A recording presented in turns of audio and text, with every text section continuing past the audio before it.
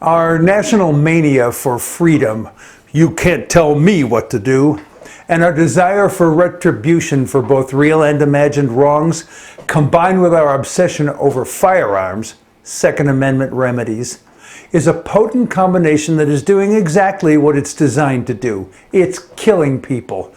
13 were killed and 24 injured at Columbine High School. 9 were killed at Mother Emanuel AME Church. 17 were killed at Marjorie Douglas Stoneman High School. 11 were killed and 6 wounded at Tree of Life Synagogue. 58 people were killed at the Las Vegas Music Festival.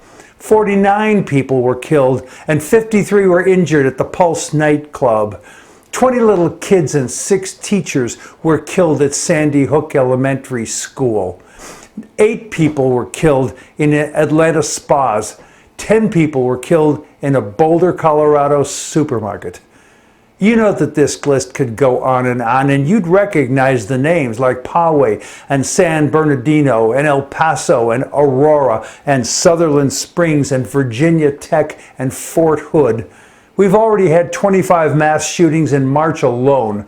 And here's the key point. Most or all were done with legally purchased and carried weapons. President Obama stood before the nation after the 2012 Sandy Hook massacre of those little 5- and 6-year-old kids, wiping away tears as he spoke. He prayed that we would come to our senses and enact gun safety legislation that would begin to put an end to the murdering of so many of our innocents. But that still hasn't happened. We still don't have universal background checks. We don't prohibit concealed and open carry. We don't prohibit ownership of assault weapons. We don't limit the size of ammunition magazines or the number of firearms and the amount of ammunition anyone is allowed to own. We do nothing, literally nothing, to stop the bleeding and the dying. A lot of our politicians have had backbonectomies and have refused to do a thing about preventing our national carnage, even as 90% of us want universal background checks and more. Exactly who do you think is doing all that shooting? Lefties? Get real. In fact, get so real that you'll read the unclassified version of the intelligence community assessment of domestic violent extremism. You can download a copy through a link in the written post. No time to read? Okay, I'll make this quick. Things are terrible, and they're rapidly becoming even worse. Here's a lovely set of statistics. There are enough firearms in private hands in this country to equip every man, woman, and child with a gun and still have millions of firearms left over.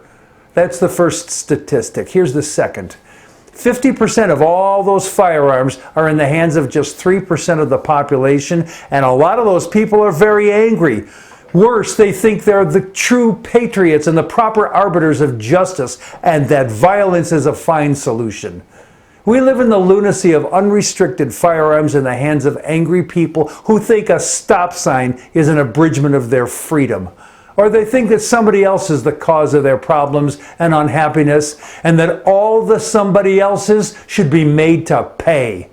Better hope you're not a somebody else. Meanwhile, sleep well and have a nice day.